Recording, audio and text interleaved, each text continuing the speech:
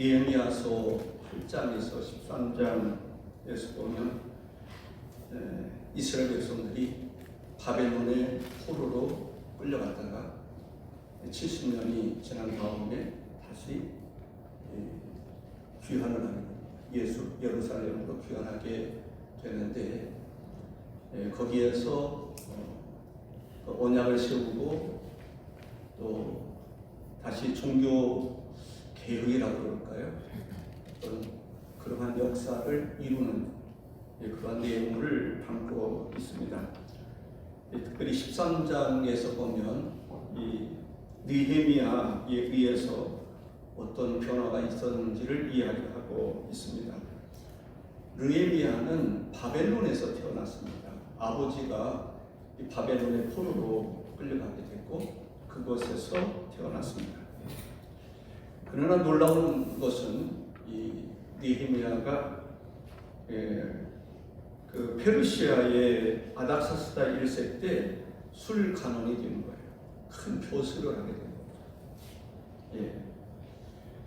근데 그 벼슬을 한 그런 가운데서 예루살렘이 황폐하게 됐다라고 하는 이야기를 듣습니다.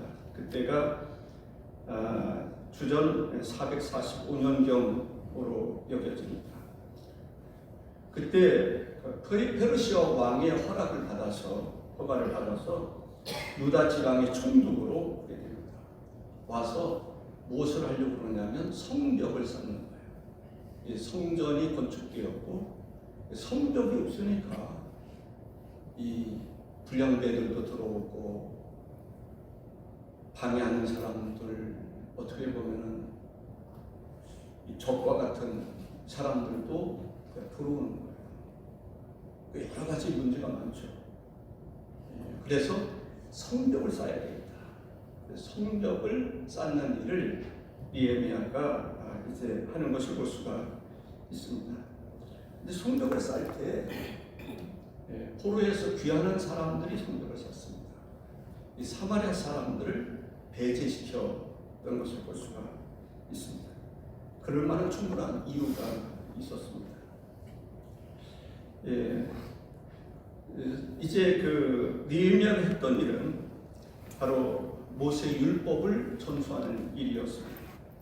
그리고 성전에서 일할 수 있는 그런 성전 봉사자들을 세워서 성전 예배를 활성화시켰던 일을 했습니다. 예루살렘에 머무르면서 가르치고 또 지도해주고, 그런데 그때에 정말 그 느헤미야가 했던 일 가운데 이스라엘 백성들이 마땅히 해야 될 11조를 드리지 않는 거예요. 그가 처음 이제 그 11조를 드리지 않는 것을 보면서 이 11조를 드려야 될 필요성을 느끼게 하고 11조를 드리게 했던 것을 보게 됩니다. 안식일을 또 잘 안 지키는 거예요.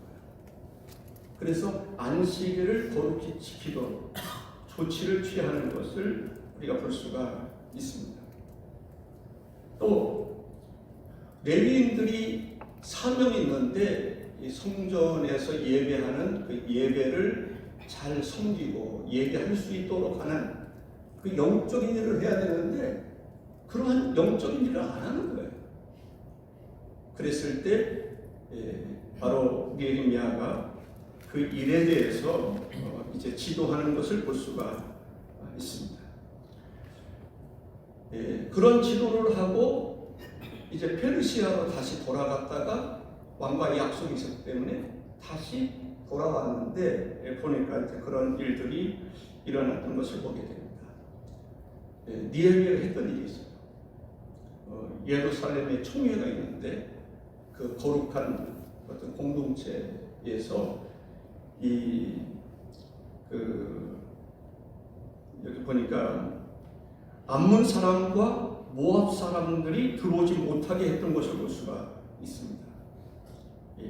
왜 하나님께서 이 암몬 사람과 모압 사람들이 거룩한 회의에 공동체에 들어오지 못하게 했는가, 이 부분을 우리가 깊이 생각하면 좋겠습니다.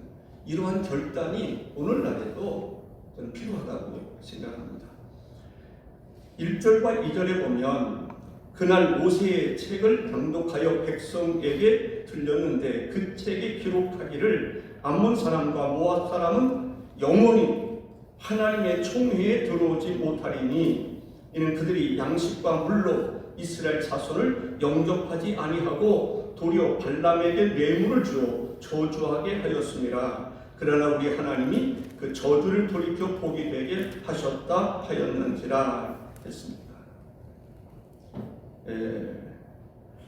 왜 그들이 총회에 들어와서는 안 되는가라는 것이죠. 이러한 말씀을 느헤미야가 선포했을 때 이스라엘 백성들의 반응은 아멘이었습니다. 옳게 여겼던 거죠. 순종했던 것을 볼 수가 있습니다. 말씀을 듣고 순종하는 게 중요하죠. 아무리 말씀을 많이 들어도 순종하지 않으면 그 말씀은 나에게 있어서 양식이 되거나 생명이 되거나 영향력을 끼치지 못합니다. 하나님 말씀에 우리는 순종하는 것이 중요하다라는 것입니다. 3절에 보면 백성이 이 율법을 듣고 곧 섞인 무리를 이스라엘 가운데에서 모두 분리하였느니라 했습니다. 결단이죠. 다시 말한다면 이스라엘 백성들 외에 다른 이 사람들이 들어왔는데 왜 이 사람들이 들어온 것이 문제였습니까? 그들은 근본적으로 잘못된 사람들이었음을 볼 수가 있습니다. 이스라엘 백성들이 그들과 결혼을 하는 거죠. 여자들을 취합니다. 결혼하면 어떤 문제가 생길까요? 그들이 숭배하던 우상을 가지고 들어오는 거죠. 솔로몬 시대에 정략적으로 많은 나라와 결혼을 합니다. 결혼했을 때 그들이 여인들이 가져온 게 뭐죠? 우상이란 말이죠. 그러니까 예루살렘의 성전, 예루살렘의 하나님의 성전이 주가 되어야 되는데 이방 신전들이 세워지는 것을 볼 수 있습니다. 솔로몬의 정략적인 결혼이 문제가 됐던 것을 볼 수가 있습니다.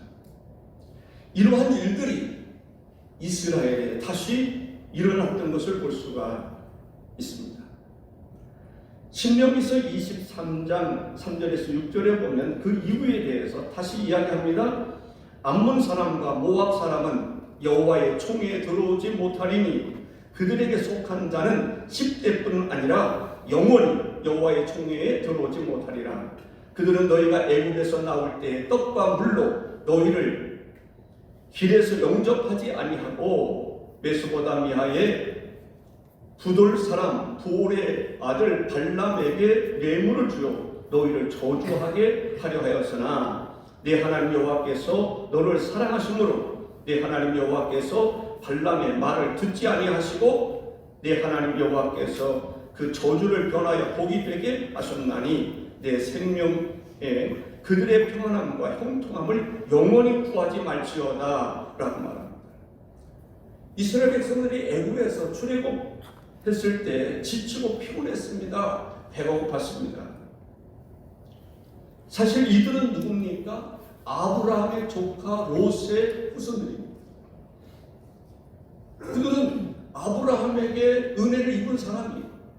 이스라엘에게 은혜를 입은 사람입니다. 그런데 이스라엘이 어려울 때 그들을 도와주지 않았다라고 하는 것입니다. 더 나아가서 이스라엘을 저주하게 했던 것을 볼 수가 있습니다. 우상을 들여오고 이스라엘을 저주하는 그들을 거룩한 공회에 둘 수 없다라고 하는 것입니다. 그런데 이러한 결단을 내린다는 것은 어떻습니까? 얼마나 어려웠을까요? 그들에게 힘이 없었으면 모르지만 강력한 힘을 가지고 있을 때 그러한 결단을 내린다고 하는 것은 참으로 힘든 일이었습니다. 하나님께서는 이방인이라고 해서 무조건 배척하라 그런 말씀을 하고 있지 않습니다. 그러나 그들이 우상을 들어오고 하나님을 거역하게 하고 불신앙을 심어주고 하나님의 법도에서 떠나게 하는 악한 문이라면 그들을 수용할 수 없다는 것입니다. 예를 든다면 이단들이 교회에 들어올 때 교회는 어떻게 해야 되겠습니까? 막아야죠. 그들이 들어왔으면 분리해야죠. 그들을 쫓아내야 됩니다. 그렇게 할 때 교회는 거룩한 공동체가 되는 것입니다. 하나님께서 기뻐하시는 공동체가 될 수 있다는 것입니다. 느헤미야가 했던 일 가운데 하나가 첫째는 하나님의 성전을 깨끗하게 하는 일이었습니다. 성전이 더럽혀져 있다라는 것이죠. 그런데 성전을 더럽히는 데는 그럴 만한 이유가 있습니다. 누군가가 있어요. 성전을 더럽히는 악한 사람이 있어요. 불의한 사람이 있습니다. 그 사람이 성전에 들어와서 큰 영향을 끼칠 때 그 성전은 더럽혀지는 것이죠. 그 사람이 누굽니까? 도비아라고 하는 사람입니다. 도비아라고 하는 사람이 성전을 더럽히는데 성전에 들어와서는 안 되는 사람이 성전에 들어왔어요. 거기에는 뭔가 기이가 있음을 보게 됩니다. 그를 끌어들이는 사람이 누구예요? 대제사장. 놀랍지 않습니까? 그 사람이 대제사장인 엘리아십인 것을 볼 수가 있습니다. 도비아는 암몬 출신입니다. 그런데 대제사장 엘리아삽과 친분을 가지고 있었습니다. 그래서 그 사람이 들어올 수가 있었어요. 들어와서 큰 방을 차지할 수 있었습니다.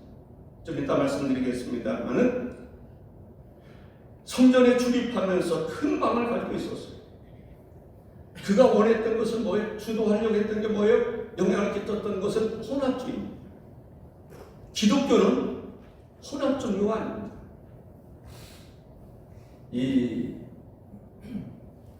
기독교는 오직 여호와 한 분만을 섬기는 것이 기독교입니다. 다른 종교가, 다른 사상이 들어오서는 안 되는 것입니다. 아멘이십니까? 네. 그는 기회주의자였어요. 그 당시 성벽을 건축할 때 방해했던 사람입니다. 누구와 방해를 했냐면 사마리아 총독인 산발랏이라고 하는 사람과 모의해서 성벽을 쌓는 것을 방해했던 사람입니다. 그 방해꾼이 성전에 들어와 성전의 한 부분의 방을 차지하고 있었다. 그만큼 영향력을 끼치게 공범이 누구라고요? 제사장이었다라고 하는 것을 볼 수가 있습니다. 산발랏은 사마리아 지역의 지도자였습니다. 사마리아인과 함께 강력한 영향력을 끼치고 있었던 사람이었습니다.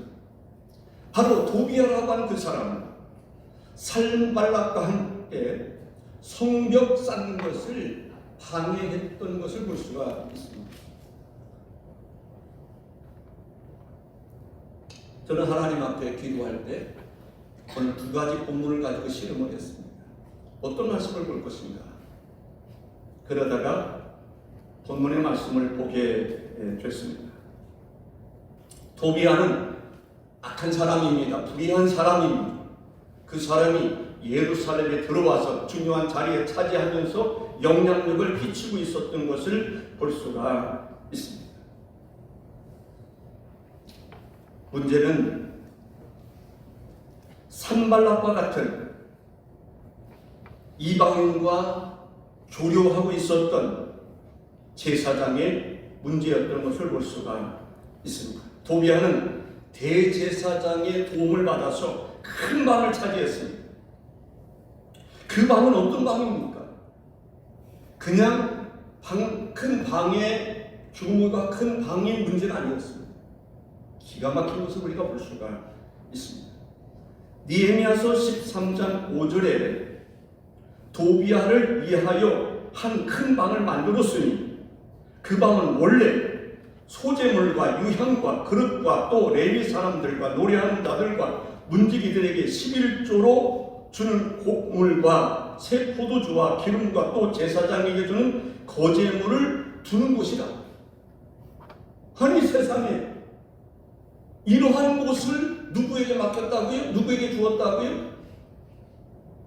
나라의 곳간 영적인 보물이 담겨있는 그곳을 적의 손에 맡겼다라고 저는 생각을 합니다. 기가 막힌 일이죠. 나라가 이렇게 되면 망하는 것입니다. 종교가 이렇게 되면 망하는 것입니다. 기독교가 이렇게 되면 기회가 없는 것입니다. 소망이 없는 것입니다. 그렇기 때문에 저는 이 말씀을 통해서 교회는 깨어 있어야 돼요. 성도들은 깨어 있지 않으면 안 돼요. 그렇지 않으면 세속화될 수 있기 때문입니다. 방심하면 안 돼요. 적들이 나라의 중심부에 들어와서 나라를 망칠 수 있기 때문에 그런 것입니다. 적들은 혼자 들어올 수가 없습니다. 내통하는 사람이 있을 때 가능한 것입니다.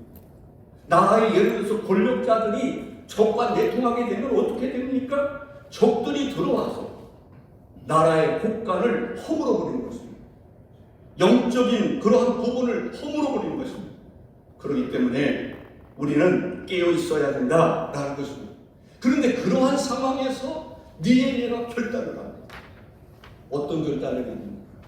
그들을 총회에서 쫓아내는 것입니다. 그때 느헤미야의 심정은 어땠다라고 말합니까? 신이 근심을 했다라고 얘기합니다. 얼마나 힘들었겠어요. 느헤미야서 13장 8절에 내가 심히 근심하여 도비야의 세간을 그 방 밖으로 다 내어 던지고, 도비야가 차지하고는 그 방에다가 자기 물건 갖다 놓는 거죠. 무엇이 들어가 있었는지 구체적으로 말하지 않지만은 그것을 다 던져버렸단 말이죠. 쫓아내버렸다는 거예요. 그런데 그러한 결단을 내릴 때 지도자라 할지라도 신이 근심했다.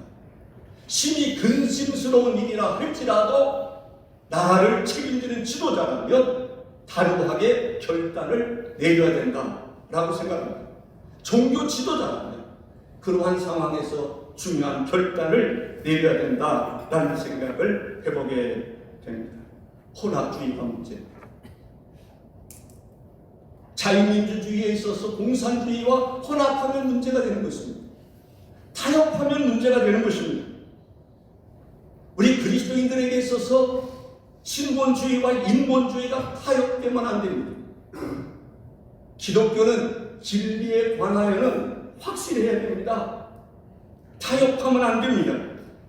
혼합주의는 결코 교회를 무너뜨리는 것입니다. 나라를 무너뜨리는 것이다 라고 생각합니다. 두 번째는 11조를 회복시키는 일이었습니다. 이방인 도비야는 성전에서 쫓김을 받았다라고 볼 수가 있습니다. 그런데 도비야를 내쫓고 나서 가만히 살펴보니까 뭔가 좀 문제가 있어요. 예배에 문제가 있습니다. 나라의 근간에 문제가 있습니다. 가만히 보니까 하나님의 백성들이 마땅히 11조를 드려야 되는데 11조를 드리지 않는 거예요. 전에는 드렸었는데 느헤미야가 페르시에 갔다 온 다음에 보니까 11조를 드리지 않는 거예요.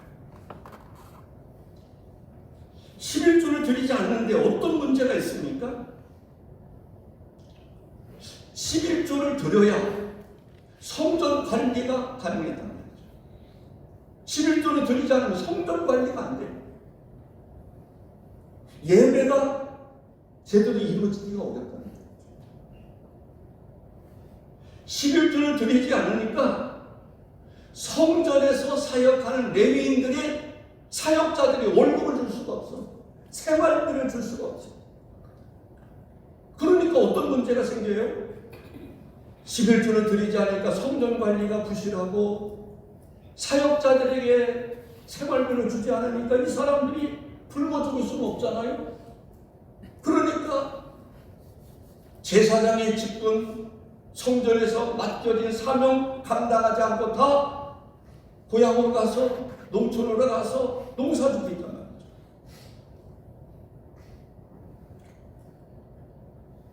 또 한 가지 문제는 성전에서 사역하는 사람의 문제입니다. 성전에서 사역하는 사명자가 먹고 살기 위해서 사역하는 것입니까? 사명을 감당하는 데 있어서는 먹든지 굶든지 오로지 그 사명자는 사명을 감당해야 되는데 먹을 것이 없다고 사역을 포기하는 그러한 기가 막힌 일들이 일어나고 있었음을 볼 수가 있습니다. 뿐만 아니라 레위인들을 이제 11조를 통해서 섬겨야 되는데, 돌봐줘야 되는데 레위인들을 돌아보지 못하게 됐습니다. 그러한 가운데 느헤미야가 와서 하나님의 말씀을 낭독하고 선포할 때 변화가 일어나기 시작했습니다. 그들이 11조를 드리기 시작한 것입니다. 11조를 드리니까 이제 농촌으로 흩어져 있었던 사명을 포기했던 사람들이 다시 돌아오는 거예요. 아까도 말씀드렸습니다만은 사명자들은 목숨 걸고 사명에 목숨 걸고 일하는 사람들이 사명자입니다. 생활도 보고 이것저것 따지고 하나님의 직분을 감당한다고 한다면 그 자체가 이미 하나님에게서 멀어진 사람이라고 볼 수가 있습니다. 오늘날 한국교회도 사명을 저버리는 것이 아니라 사명자는 살든지 죽든지 그 사명 감당해야 되는데, 다른 데 이렇게 눈을 돌려보니까 생활비도 더 준다라고 그러고 사명 감당하지 않으면 더 잘 사는 것 같고, 그러니까 사명을 저버리는 그러한 일들이 지금 일어나고 있지 않을까라는 조심스러운 생각이 드는 것입니다. 그 다음에 또 문제가 뭐냐면, 또 살펴보니까 이스라엘 백성들이 안식일을 안 지켜요. 와, 안식일을 지켜야 되는데 이것이 하나님께서 이스라엘 백성들에게 주신 명령이고, 안식일을 지켜야 하나님과의 영적인 관계도 회복되고 영적인 예배가 이루어지고 영혼이 잘되는 것 같이 범사가 잘되고 강건해지는 것처럼 영적인 문제가 되는데, 해결되는데 안식일은 안 지킵니다. 안식일에 가만히 보니까 이방인들이 성전 문을 통해서 들어와가지고 장사한단 말이죠. 지금도 이스라엘도 그런 일이 일어나지 않을까? 안식일이 되면 상가문 닫으라고, 누구죠? 랍비들이 그럽니까? 성전문 닫으라고 막 소리치고 다녀요. 종을 울리고 성전문 닫으라, 상가문 닫으라.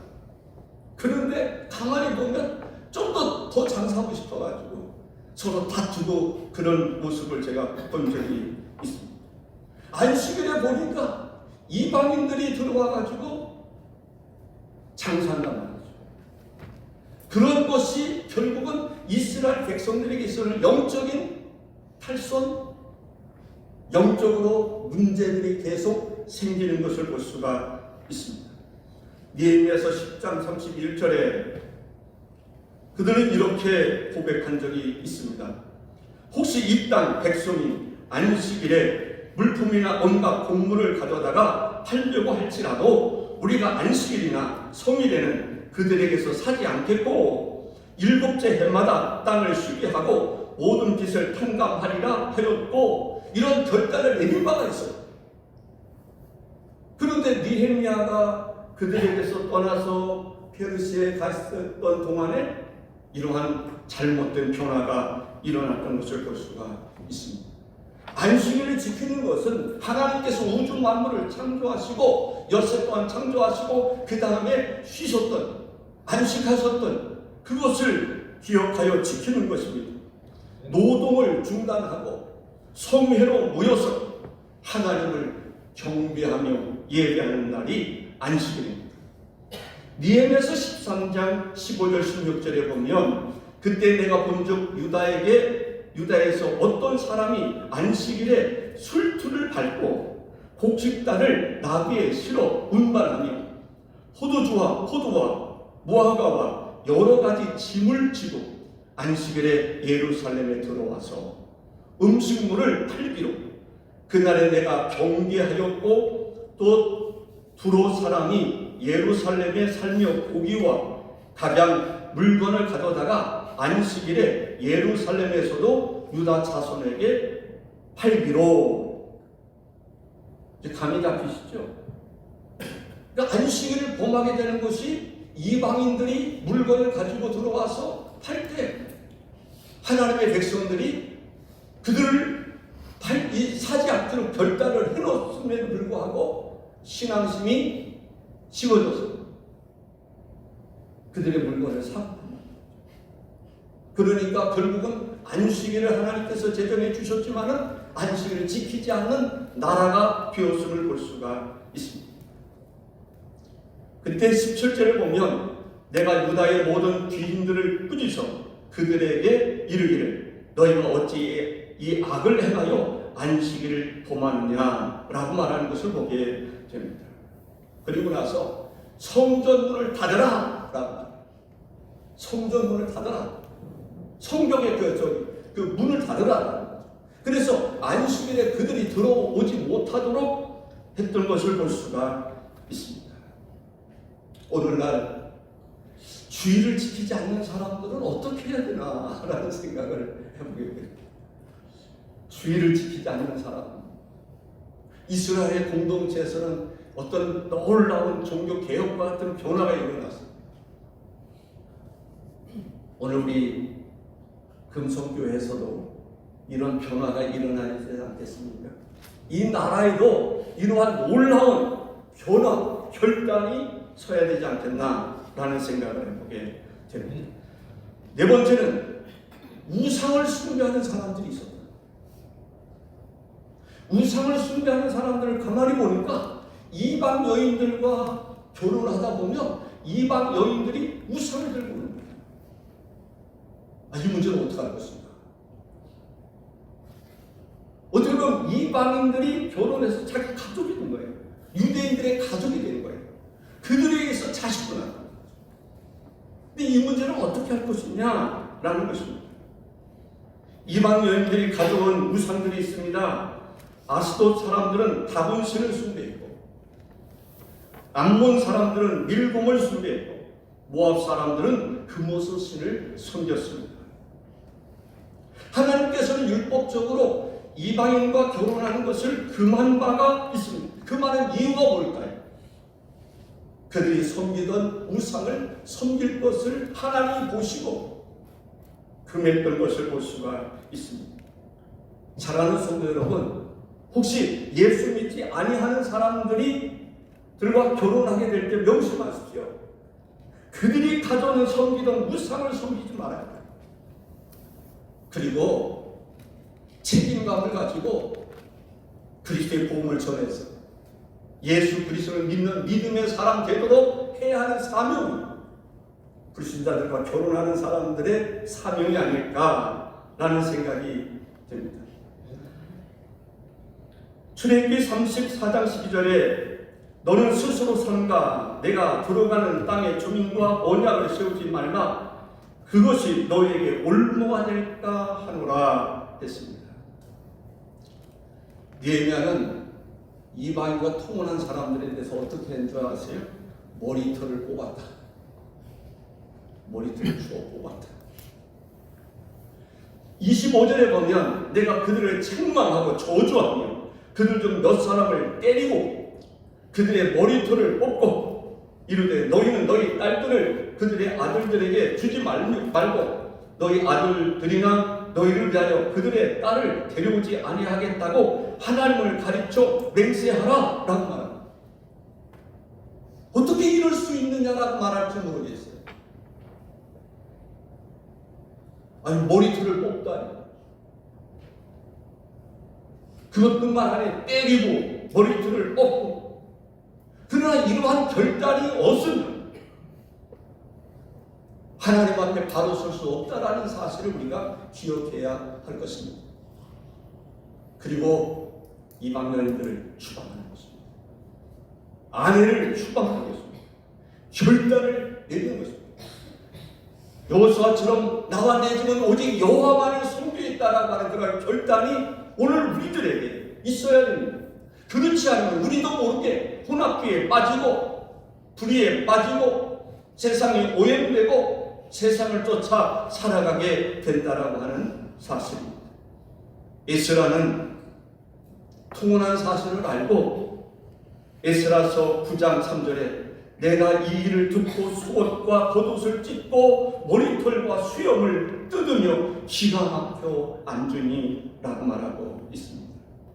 사랑하는 성도 여러분, 우리도 모르는 사이 우리의 신앙이 정도의 길에서 벗어날 수 있습니다. 우리는 어떤 결단을 내려야 합니다. 어떤 결단을 내려야 할 것입니다. 성전의 예배가 회복되는, 하나님이 원하시고 기뻐하시는 예배가 회복되는 그 일에 우리 모두가 헌신해야 한다는 것입니다. 예배가 회복돼야 돼요. 하나님의 백성들이 하나님의 전에 나와 하나님을 우러러 경배하며 예배하는 그 참된 예배가 회복돼야 돼요. 우리에게 주어진 사명이 있습니다. 그 사명을 감당해야 할 줄로 믿습니다. 때로는 파수꾼이 그 사명을 감당하는 게 힘들고 피곤할 때가 있어요. 그러나 그 사명을 감당하지 못하면 나라가 위태로울 수 있습니다. 흔들릴 수 있습니다.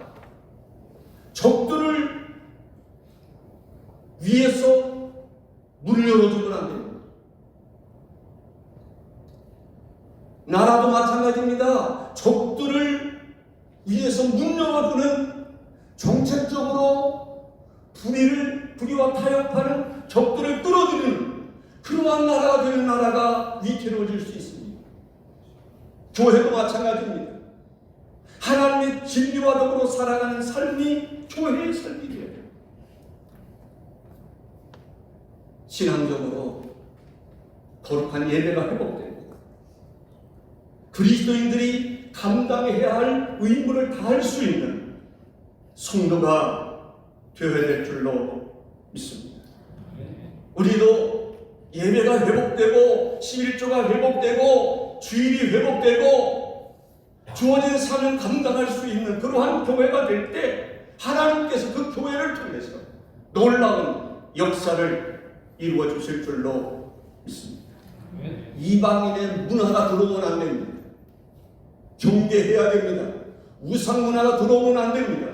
경계해야 됩니다.